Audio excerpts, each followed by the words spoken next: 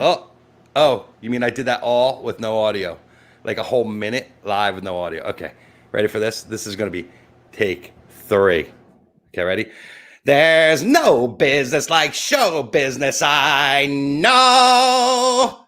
Hey, everybody, Jeff Kravitz, 420 Live. My mic is on. The picture's on. It's working. You could see that obviously not a good idea to do 15 bong hits before you hit the air. But, I figured I'd go for it today since my guest, Steve Eichner, worked for High Times. We'd have a lot to talk about. It would be good. Thank you, Nick, for telling me there's no volume, and my wife, Julianne, and Zorn, and everybody else. Yes, I restarted, and now we should be good, right? Okay, good. Welcome, everybody. It is Tuesday. Another drop down the rabbit hole. I'm sure you're wondering what's going on. I wish I could tell you. If you're wondering who I am too. If you're wondering what I'm doing here, I am too. But hopefully by the end of the hour, we could answer all these questions for you. Today, I'm lucky to have another talented photographer on the show. Last week, we had Jeffrey Mayer on Tuesday. Tuesdays seems to be the day to have photographers on. I'm kind of liking that slot. Jeffrey Mayer landed on the very day that Eddie Van Halen died last week, and we had an amazing shot. And, I kept on seeing my Eddie Van Halen picture be shared. It kept on coming up as, you had another 50 likes on Eddie Van Halen. I'm like, wait, I posted this a week ago. I finally ended up on the Instagram Explore page with my picture of Eddie and Alex, and people are still clicking it. And I'm like, wow, that's what happens. I guess usually the only thing I see on there are beautiful women and guys with guitars and pictures of buds. And now I have, there's Eddie Van Halen, Alex in there. So if you see it on the Explore page, give it a click. Give me a like to verify myself and my existence to make me feel good. Give me that endorphin rush. Each like is another endorphin rush. Today, our guest, Steve Eichner, has just completed a book called In the Limelight. It's an incredible look back at his time in New York City in the 90s. Steve and I kind of are twins when you'll see in a minute what I'm talking about. But in many ways, we're about the same age. I was reading that in 87, he left home, and I left home in 86. So within a year, we left home and headed out to find our fortune out there with our cameras. And, for me, it's been a hell of an adventure after 30 years. Now I'm talking to you or trying to talk to you, and then my mic's dead. Got the wrong camera on. I got Steve's pictures up. I'm like, shit, couldn't be more of a hot mess on a Tuesday. And I was so relaxed just before we went on air. And then I was like, oh, I got to do this, that. So here you go. Anyway, Steve has been all over the place. He sat down with his scanner. I saw him actually start the whole process. He's like, I'm going to scan these pictures. And the next thing you know, he's got the book In the Limelight coming out. So let's bring Steve in. We have a lot to talk about today. My evil twin. I think this close up's a little too intense for people, so I'm gonna leave us back here like that. You're a very handsome man, Steve. Well, thank you, and thank you for having me on. I love your show, and it's really been helping me through quarantine and through COVID, and it's just wonderful watching this other side of you that I didn't know. Yes, me neither. I'm getting to know myself more and more as this has developed, and it's been really, really interesting. And, I think I guess I needed a self-analysis. I guess maybe we all did at this time in our life, and this is what this is about. You feeling that? Yeah.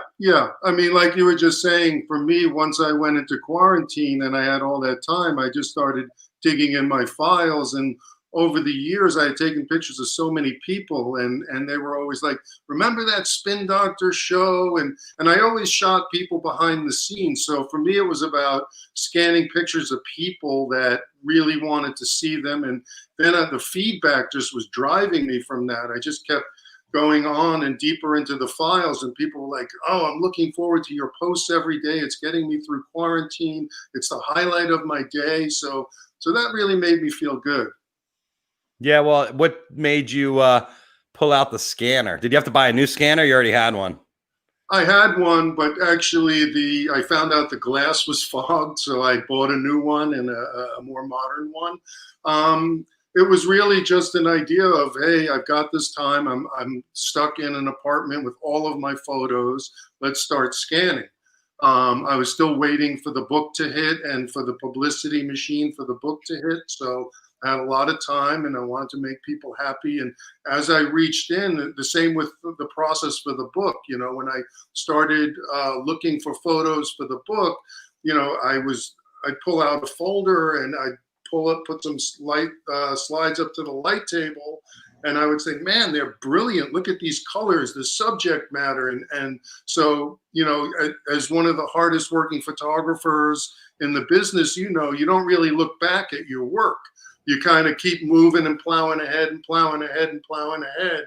And you don't really look back. So to have, well, we don't really have time to look back. We don't have that luxury. Were you working on the book before COVID?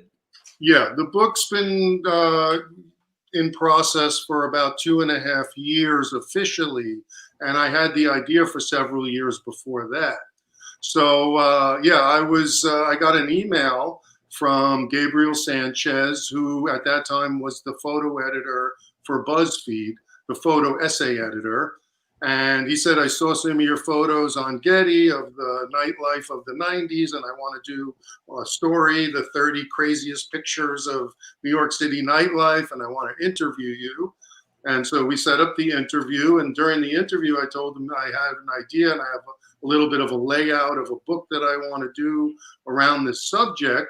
And after he posted the article and it went viral, he circled back with me and we, you know, basically partnered up and said, okay, we're going to try to get a book deal. It's not that easy. First, we had to get a literary agent. So Gabriel knew somebody through BuzzFeed, through the book division. And so J.L. Sturmer of New Leaf Literary got behind the project. And then we retooled the entire pitch. And she went out and pitched for a year and to all the major publishers and a lot of like, maybe, or it's a great idea. Somebody will pick this up or no, or we're going to kick it up. To just for me, for who hasn't done a book deal, when you're shopping a book deal, you're looking for someone to come and pay the expense of the entire project, correct? Well, that's the dream.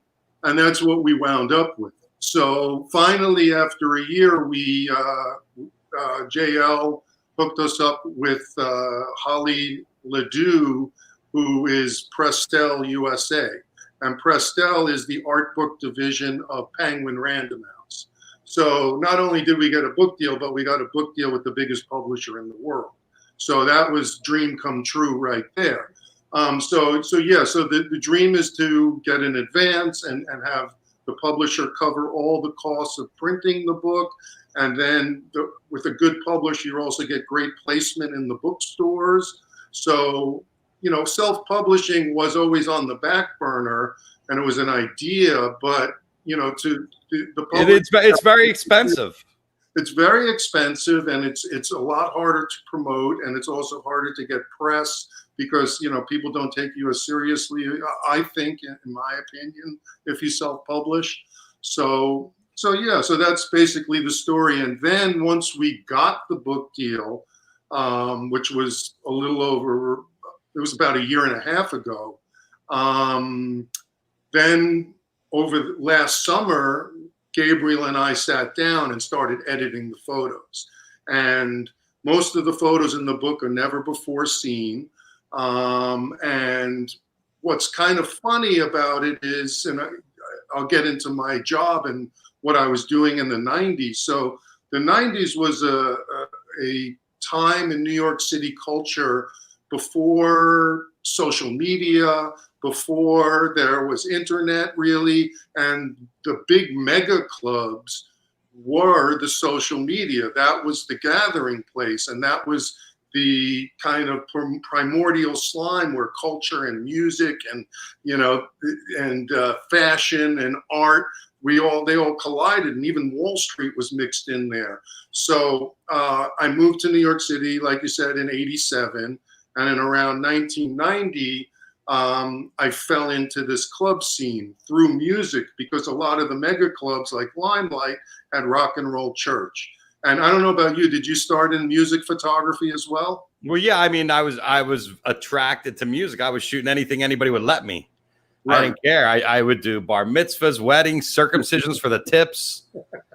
Yeah, so I started with music. So I put photography and music. I could never play the drums well, or I had no musical talent, but I loved music.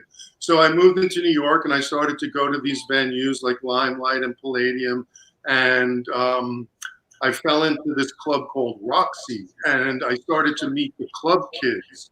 And the club kids were like, it was like a circus almost. It was like pushing the boundaries of fashion and drugs and sexuality and androgyny. And Michael Allen was the leader of the club kids, but there was Walt Paper, and there was really Denise, and there were James St. James. There were just, and so as a young photographer, imagine you fall into this scene, and it's, half naked people in gold lame with green hair, and, police tape around their nipples. And, I was just like, everywhere I look, and, I was always like to party and have a good time. And I just hit pay dirt. I fell right in to this. Let's check out some of these photos here. Yep. Can you see that? Yeah, so there were art installations in the clubs, and one of the genius things of Peter was he'd always change the decor of his clubs, and that's that tunnel, and that was like he made it like an insane asylum. So there were people in straitjackets and in padded rooms and things like that. And that's the shampoo room at Limelight. So again, you never knew what you were going to get when you went to one of these clubs. This was a room filled with bubbles, filled with foam. So you can imagine techno music or house music blaring, and kids would jump in there and dance around in the foam. And it was just genius. And the strobe lights going off and the foam going everywhere. Exactly. And the ecstasy kicking in. And these were the It Twins. So these were bona fide club kids. And every night they had matching outfits, and they were also promoters. So they would promote parties in the clubs. Yeah, and these are just some young men. I mean, there's another photo in the book where they're passing around a mic. I think they were doing one of those like rap off kind of thing. Yeah, a little rap battle. But you can see the fashion there, and also they had a half pipe in the tunnel. So, as a skater, I would skate it sometimes, but they really had something for everyone, and they were mega clubs. So you would walk from room to room, and that's kind of Gabriel's idea with the book, was to make it like walking through the clubs. Like, so it would be like a night out. You might see somebody skateboarding. You might see a couple making out. You might see a drag queen. You might see a hip hop act, or, so that's the basic idea of the book. I love it. Yep. And another thing I think you'll appreciate and relate to as a photographer is my job for Peter Gatien as house photographer was to get publicity for the clubs through celebrity photos. So I would show up at a club, and I would be told there's a celebrity, get that photo.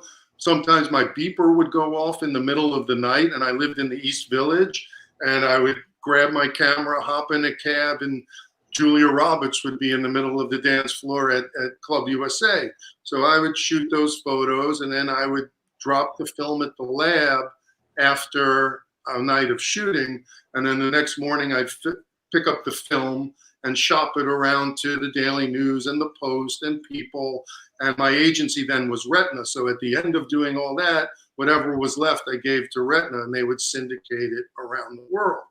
But I think the part you'd appreciate as a photographer is 80% of the photos in the book, like this one you're showing of the Palladium and the dance floor, I shot for myself.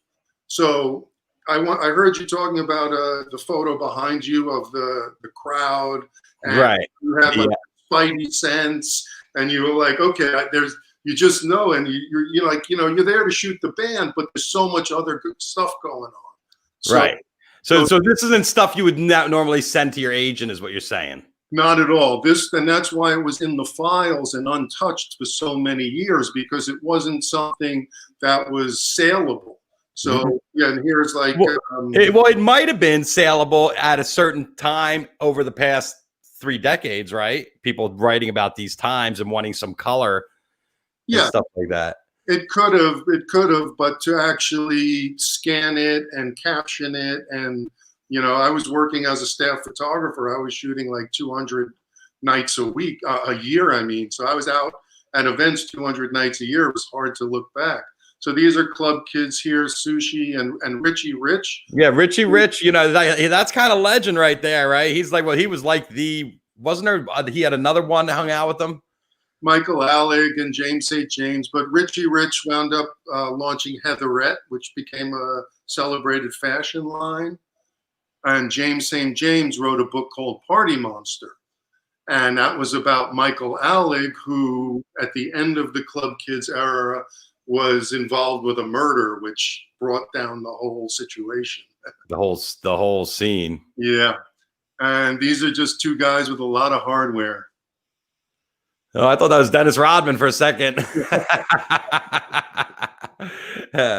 Yeah, again, an art installation and 2 club kids. So they took the tunnel and made it the woods with a deer jumping through and wood and trees and trees and there's always something different. Yeah, I mean, what do you say? That photo says it all, right? Yeah. It says I need to get in the gym is what it says. Yeah, me too. This was the setup shot that was a porn star named Tiffany Million. And they did this thing called the money drop at 2 a.m. and they would drop dollar bills down on the crowd and everybody would jump to get the dollar bills. And, the funny thing was it was probably only a couple of $100, but people fought over it like it was millions. It was real cake. Yeah, so is that the dollar drop there? Yeah, there it is. There it is. And yes. Holy crap! Look at those. Everybody wants that money, huh? Yeah. Jeez. So drop money on a bunch of drunk people, and you'll see what happens. That's a great shot. I love watching all the energy concentrated like that. It's killer.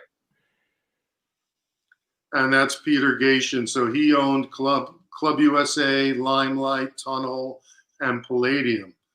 And when Giuliani got into power, he made Peter public enemy number 1. So he basically was trying to indict Peter on the drug use in the clubs, even though Peter never had anything to do with it. I mean, of course, if you go to Lollapalooza, you go to any big event, there's drug use, and that's part of when a lot of people get together to party. So Giuliani, part of his broken window policy, wanted to close down all the mega clubs, and he eventually did. And he put undercover cops into the clubs and started closing Peter's clubs left and right, and could never indict him on the drug charge, though. And so finally he got him on some trumped up tax evasion charge and deported him back to Canada and basically bankrupted him, which is a terrible thing. I think the Limelight would still be going today if all of this didn't happen. And it was totally unfair. Peter was actually trying to keep the drug use out of the clubs and, employing security. But yeah, there's no real way to keep it out. You just want to keep it in everybody's head and not out on the dance floor. Here, let's see, what do we got? That's Michael Mosto, and that's a funny photo because that night they had John Wayne Bobbitt, who he got the yes, of course. So they used to do these really fun, kitschy parties. They'd have like the Partridge Family or Don Knotts from Mayberry, and so or they'd have popular culture people. So this night they threw a party for John Bobbitt, and Robin Bird was the host. And Michael Mosto also was a host, and he's wearing a necklace of hot dogs. Oh, and his outfit is made tabloid. It's all tabloid, like the New York Post, and he's sitting in the ballroom. So The balls. That's funny. yeah.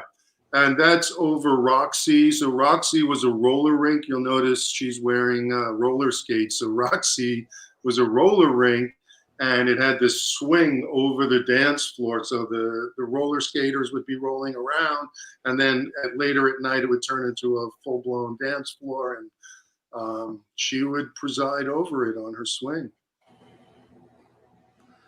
And here, that's the book promo. I mean, looks great in the limelight. I mean, you got amazing subject matter and you had incredible access, and that's what it's all about, right? Sure, it was access, and it was also getting to know the people. I mean, the club scene in the 90s was like a traveling circus. So there were maybe 20 clubs, and there were clubs I haven't even mentioned, like Quick and Red Zone. And these club kids and the musicians and the core crew would go from club to club because each club would have its big night. So you'd want to go to, the Limelight on Thursdays for Disco 2000 or the Tunnel on Sundays for hip hop night. So not only did I have the access because I was a house photographer, but I was like a fly on the wall in a way. And don't forget, Jeff, back then I was shooting manual focus. I had a Nicker mat. I had an FM2. There was no beam to go out, and those. And it's completely dark. You're shooting in the dark. Yeah. So I would zone focus. Remember Vivitar, Red F8, and so So I knew if I had to be within 5 to 10 feet from my subject, or I would have to adjust. And I was shooting film, so it's also finite. It's not like digital where you can shoot a million frames all the time and look at it and see it, and you really had to be spot on. And I was also shooting transparency film, which, as you know, there's no real leniency. Very little latitude. Little latitude. So, and as a photographer back then, I felt like a rock star because the people were dressed up. I mean, the club kids and the club patrons and the musicians, there weren't any other photographers. There was a handful of people with cameras. So when I walked in and pointed that camera, boy, they posed and they danced and they did whatever I wanted them to do. Right, because in those days it was rare to see someone with a camera. You'd be like, right. Grab that photographer, let's get some pictures. And you'd be like, oh shit, how much film do I have? Can I really do this? Because you really wanted the celebs. You were there to make money. Right. I was there for the celebs. It was about making money, but it was also getting publicity for the clubs. So I was there for the celebs, but, I couldn't resist. I knew I needed to document this. I knew this was a time in history that may never exist again, that was going to end at some point. And, going through the photos for the book, I'm just so grateful that I had the forethought to shoot all the additional pictures because, I was struggling. I remember, taking my change jar out and dumping it out on, at the film store and buying rolls of film with nickels, dimes, and quarters just to get out and shoot that night. So it was expensive, it was an expense, and it was also an art and a science, and there was chemistry if you're shooting black and white and developing it yourself. Yeah, it was. It was a struggle, and you have to have two cameras, one black and white and one color.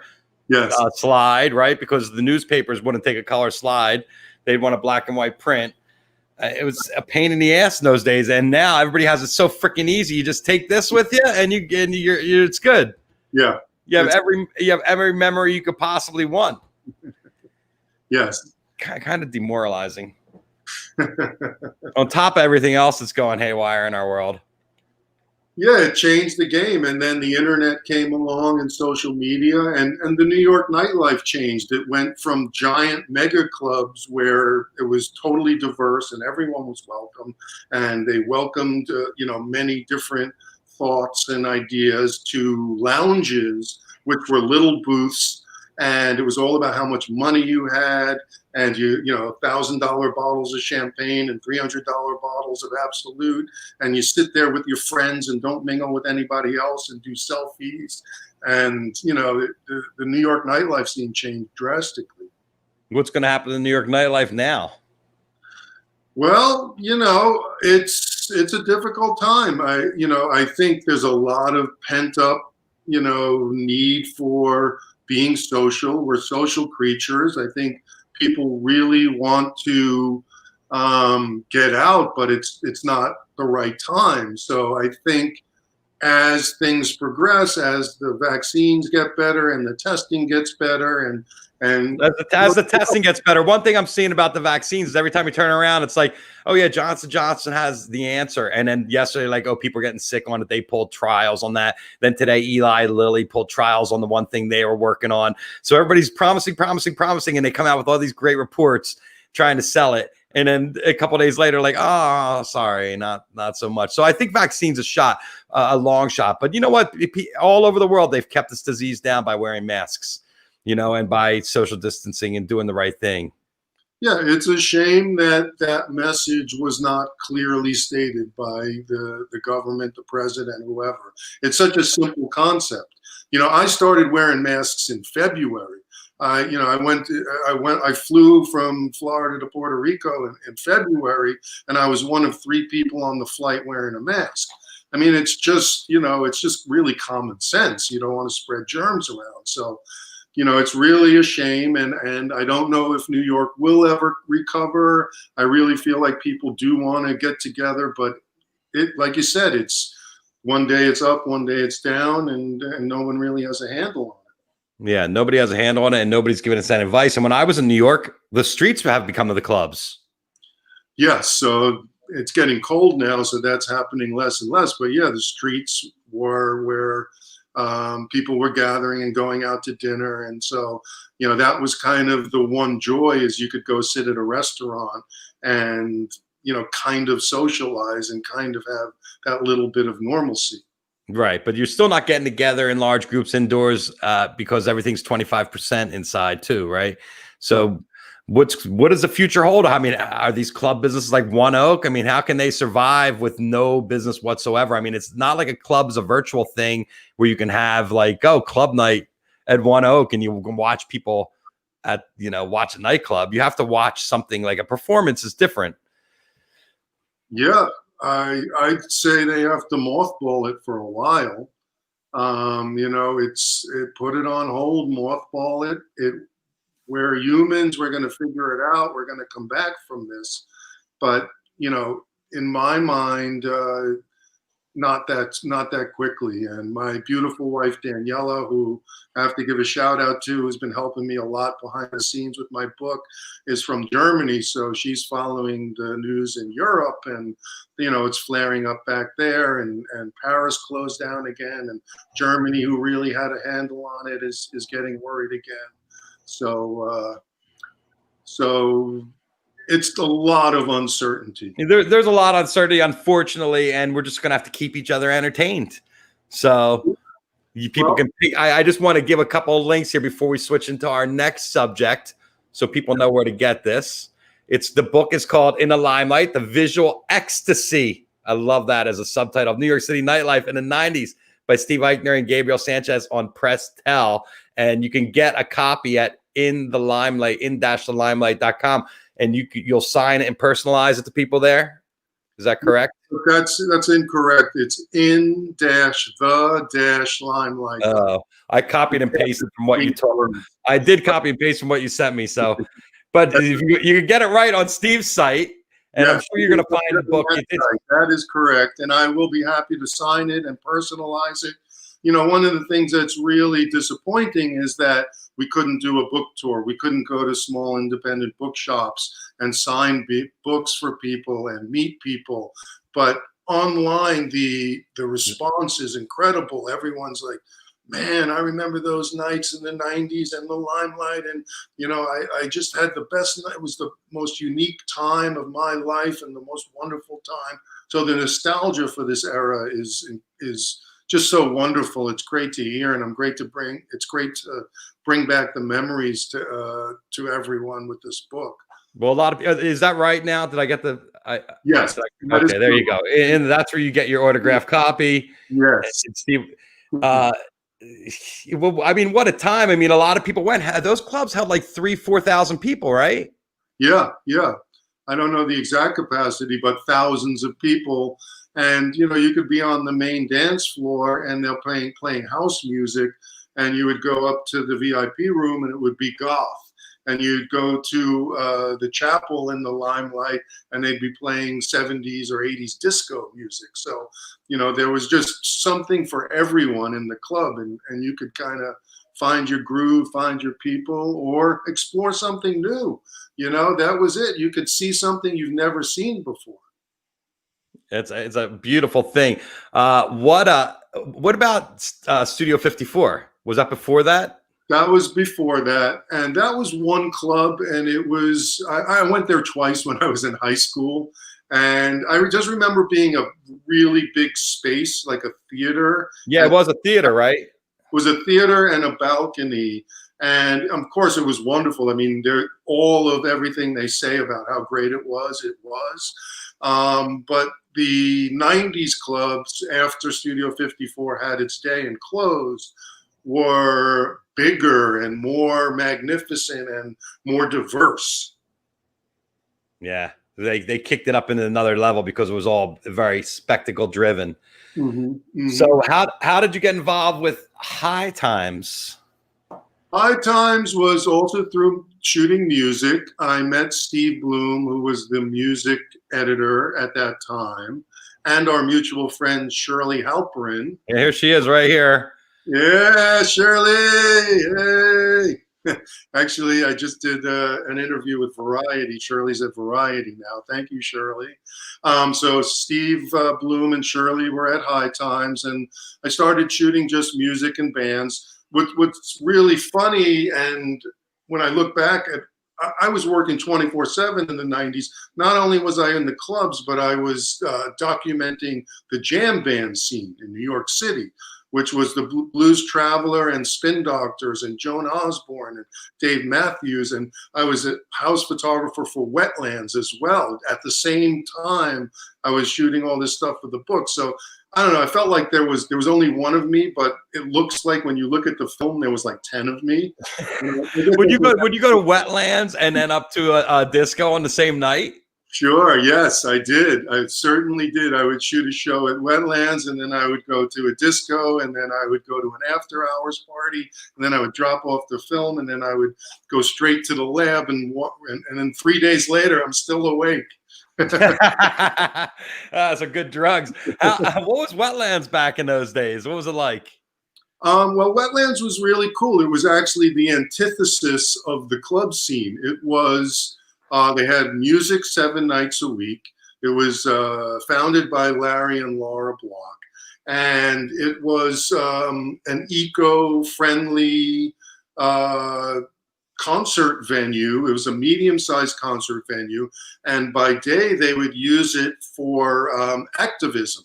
So they would have, and even at night when you went to a show, they had an area where you could sign petitions about clean water and cleaning the air.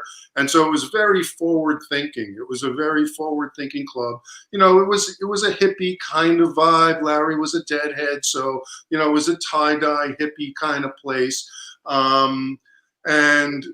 But they did embrace every type of music. I mean, I saw the Murder Junkies there, and I saw Bad Brains there, and Bob Weir was there, and so it was really cool, and it was actually great to be in both of those worlds at the same time. Wow, it's incredible that you were slipping into the jam band world. Was that kind of your? Was that more the music you were listening to? Yeah. Blues Traveler and Spin Doctors. I was a classic rock like Zeppelin, Beatles, Stones, Who kind of guy growing up. So that was they were, you know, I grew up with those bands. I was at the first gig ever for the Spin Doctors, and you know, I toured with Blues Traveler and Spin Doctors, and was also the tour photographer for Horde for a while, which was their version of Lollapalooza, and that had Fish and Blues Traveler and Spin Doctors and Horde is legendary. Yeah. Absolutely legendary. Well, you got some pictures here from the High Times in 1995 from the Cup. So going back, so I met Steve and I started to shoot music and bands.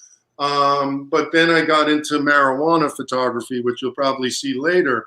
And this is 1995. That was my first trip to Amsterdam. And they had this thing that High Times sponsored in Amsterdam called Cannabis Cup. And it was basically a competition between all of the coffee shops that sold weed in Amsterdam. And so I flew in, and the first year I took it very seriously. I was like scientific. I'm a judge, and I, when you go as a judge, you get a ballot, and you would go to like the Bluebird Cafe, and they would be presenting White Widow, and so you'd go there and you'd try it, and you get a little free sample with the judge's badge, and you would try the White Widow and fill out your ballot, and then you'd go to the Bulldog Cafe, and they would be presenting purple sage or whatever they had. And so you try, but by the third or fourth or fifth cafe, it's really hard to tell the difference. But I did my best. And what you're looking at here is actually this is the very end where they're presenting the awards. There was actually an award ceremony and a Cannabis Cup trophy. Right. Oh, I remember all that. I mean, this High Times was the only way we got our information back in the day. It was the only way we understood what new strains were and what was happening in the industry. And the Cannabis Cup was always like, oh my God, like this looks so much fun. Yeah. Well, what was funny about shooting for High Times was it was the other magazine I had under my bed, under my mattress, next to Playboy. So like we read it like Playboy, and we're going to look at some of your centerfolds in a second. Yeah. Oh, so is this how people smuggled it in from America or what? No, these were the samples. These were the little sample bags, and it's not a Campbell's soup, it's a cannabis soup. Ah, the cannabis soup, yes. Yeah, and that was an early vaporizer. That was a vapor way back when vaping was, I didn't even know what it was. And this guy, is that Wild? What was his name? Wild Bill or Wild something, yes. Yeah, I remember him. He's a legend. Yeah. And here's what typical street scene, right? Yeah. That was the first time I saw weed growing like professionally. Incredible, huh? And that's Sea of Green where they're keeping them small and snuck them out. Oh, is this your whole everything you collected from your trip? Yeah, that's my judging collection. You must have no brain left by the end of this trip. One of the highlights of my life was that's the Sensi Seed Bank right there. That's where they sold seeds and clones to grow your own. I walked in there one year and they had my Stonehenge centerfold from High Times framed on the wall. And I thought, wow, now I've really made it. Yeah, I've made it. And Sensi Seeds, the incredible thing is that you could go in there and you could find strains like Colombian Gold or Acapulco Gold and Colombian Red and all the Panama Red and all the weird little strains we grew up with as kids that don't even exist anymore. But these guys kept the strains real, which is really unique. I mean, but that's the Dutch technology, right, for plants that they learn with tulips. This shot is what? The little babies? That's at the window of the Sensi Seed Bank, a close-up. Those are all seeds on the bottom. Jeez. Yep. There's my friend Shirley. She was there with me that first year. Look at Halprin. Oh, hi, Cheryl. Hi, Cheryl. And these are the Cannabis Cup winners. They have their cups and they're, filled with their buds that won. Filled with their buds. More singles. And you can't take anything home, right? Those are some big buds. I did get searched once coming home, and I was with the customs officer, and he was going through my stuff, and I said, you know what? I've got too much to lose. I was like, you can search all you want. I said, I searched my luggage before I left the hotel. I know there's nothing in there. I've got too much to lose. And I guess that was enough. He just believed me and stopped searching and let me go. But no, you don't. In those years, you didn't want to bring it back. Yeah, they see you coming back from Amsterdam. They're checking extra hard, right? For sure. All right, so now this is some of your pot sculpture that you would put into the centerfold of High Times, right? So yeah, so I evolved, and a buddy of mine, who I'll call Dr. Underwood, He would actually make the sculptures, and I would photograph them. And so this is the Parthenon. For the Parthenon, that's the Parthenon. Epic. I knew exactly what it was when I saw it too. That's the New York High Line. Oh my God, it's absolutely great. And look, it's before the towers went down, because there they are. And there she is, little Lady Liberty there on the right. With a roach for her torch. And the New York Times on the bottom. Oh, that is great. The pyramid, the Great Pyramid. Sure. Pyramids of pot. We were aiming for the 7 wonders of the world. We never really made it, but we were going for the 7 wonders of the world. How far did you go? We didn't make it. We didn't ever got to the hanging gardens of Babylon and a few others. I don't even know what all the 7 wonders are, but yeah, we were heading there. And here it is. There it is. I mean, I remember this like it was yesterday, opening up the centerfold and seeing that and just being like, oh my God, that's crazy. I have to say, that is a masterpiece. I'll say it myself. That is a masterpiece. Yeah, it's a beauty. And it's actually the centerfold too, which is great. You can see the bend in the page. It's epic. Oh, and there's so this, now did they lay that into the sand? Your pyramid, or is this a completely different one? They retouched it, and they didn't want all the they just took the pyramid and retouched the sky and the sand. And in those days, that wasn't an easy thing to do. It was a pain in the ass. No, there was no Photoshop. It was cost a lot more expensive. Oh yeah, and there's a New York State of Kind. The whole skyline. That looks great. What great stuff. I mean, what a career, Steve. You've been all over. You've done so many different things. What's your favorite thing? What's your favorite thing to shoot? My favorite thing to shoot is still documenting events and parties. I mean, that's the one thing that went through my whole career. After the clubs, I got a full-time staff photography job for Women's Wear Daily. And I was their night photographer. My shift started at 5 p.m. and would go to 2 or 3 a.m. And I would get the assignments. They would match me up with editors that were covering fashion events. So, you know, it went from music to clubs to fashion, and then also high society. But I still love documenting events. I still love going to an event. And, you know, what I want from the book In the Limelight, and what I want in my photography, is that you feel like you're along there with me, like you're coming along for the ride. And that's what I always aimed for Women's Wear Daily when I covered events or fashion shows. And that was the highest compliment I ever got, when somebody would say, you know, I was at that event and your photographs made me feel like I was there again, or they made that event feel like even better than it actually was. So, yeah. It's beautiful. But I guess the people smelled a lot better at the fashion events than at the wetlands. And yeah, it's been an interesting career, and I definitely miss it. And something you might know too, and feel like I feel, is it's addictive. I mean, that going to an event and the energy and the celebrities, and it's almost like hunting when you get that shot and you got your game. And and back in the day, it was also, there was money involved. So you got that shot, and then that shot ran in the cover of People, and you got a few $1,000s. And so, there was always that, like, it's a very addictive thing. And towards the end, I saw photographers, because the business kind of started to tank a little bit, that were just going and doing it, I thought, just to be there, just to do it. I don't think they were making any money at it anymore.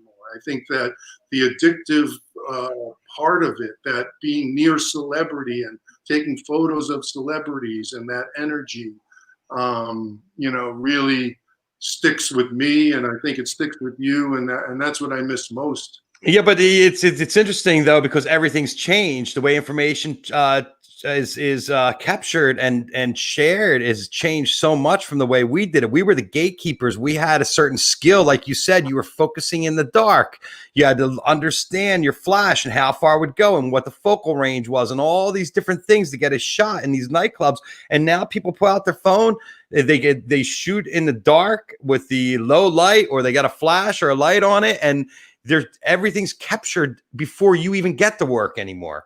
Everybody's making the art and sending it in here that's faster and smarter and better than I am. Right. So the life we had is kind of gone. I mean, our effect on the world as these gatekeepers is kind of vanished. It's only relevant where you're the only one in the room and nobody else is taking any photographs. And that's so rare nowadays, because everybody, before they even get out of the house, they're taking pictures of themselves and posting them on their Instagram, and they're out all over the world. Where before, nobody saw a photograph or saw anything from something happened unless you and I took a photograph and posted it up there. We were the ones that let people in and gave them a view of these areas they weren't allowed, the VIP areas of all these nightclubs or these WWD events, or even inside these High Times photo shoots. I mean, these are rarefied space that we were allowed into where no one was allowed in. And now everybody is their own photographer and distributor. It's kind of put us out of the business. And by the time we come back in another year, or whenever these events are coming up, I mean, all these events are going to figure out new ways to do things and new ways to operate and get their message across without these costly events. And people, who knows who's going to feel comfortable going out. I don't have a good outlook on how the future is going to treat us and our old career coming back, because I think they're going to kind of move on, and it was late as played. What's your take on it? I think that there will always be a need for publicity. People will always like the flashes and the red carpets. And so when and how that comes back, I think, is the question, but I think it will come back. Whether you have plexiglass between the photographers and I don't know. I just think that when you come down to the events, they're going to realize how unimportant the red carpet was. It was a spectacle thing. This is something that was built on such an old way of life. And when we come out of this, we're going to have a whole new way. And who's going to want to stand on a carpet? Which celebrity is going to want to go and walk the carpet if they don't have to? And why do you need to walk the carpet? You know, technically, it's just to get people as they're entering in and out of a building, right? That was always the thing. You're outside the entrance on a red carpet, and then you shoot whoever comes in and out. But now I don't know who's going to be going out or what's going to happen. I just think that we're having such a hard time as a country coming to an agreement on how to handle this, that it's really going to affect a lot of industries, and not just photography, but look at what's happening with music and concerts and the small clubs. Was reading about that today, how they're all getting beat up. There's not going to be small nightclubs anymore.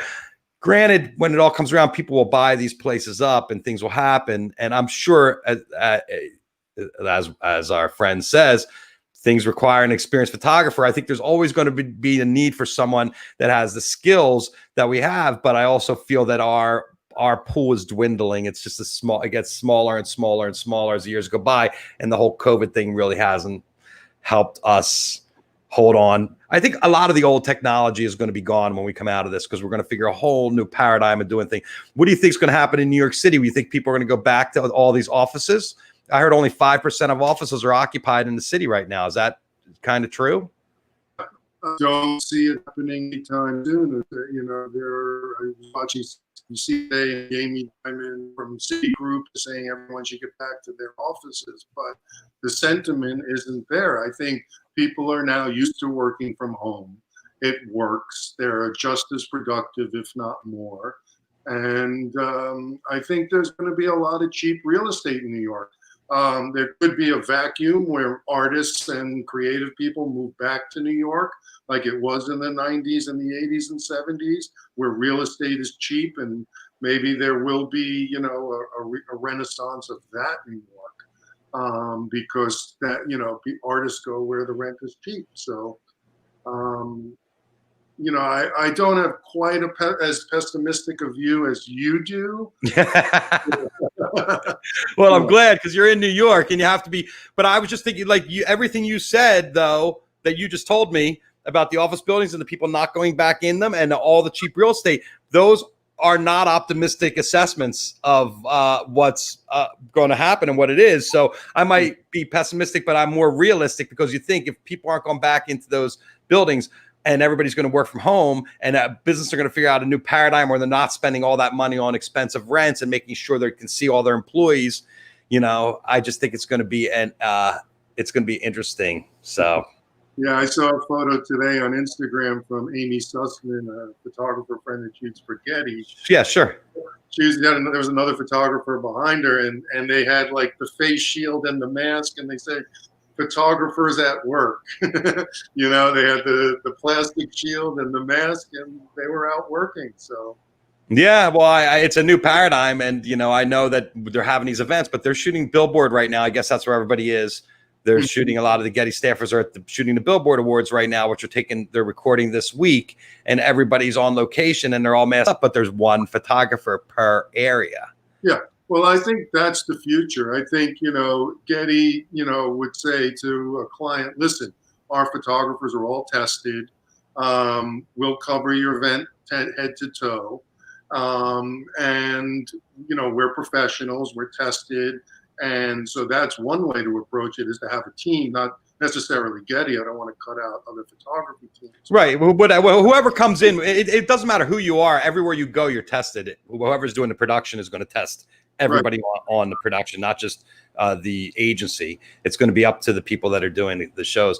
But it's going to be, people are definitely, I just don't think there's going to be a lot of work there for a lot of photographers. I think one photographer here, one photographer there, sure, they're going to need one photographer. But where they used to have 3, 4, 10, 20, where you needed 100 at your entrance, and you brought it up earlier, which is an interesting point. Not everybody's making money out there. A lot of people just like to go out at night, so they're around the celebrity and around the excitement, because they might have a boring day job or be retired, or just want to be out amongst the sexy excitement and see the glitter, the glitz. People are attracted to the glitz, and they don't care if they're photographs, nobody sees them. They show them to their 10 friends that look, and then they feel like they did something that night because they were out, and the camaraderie of the other photographers.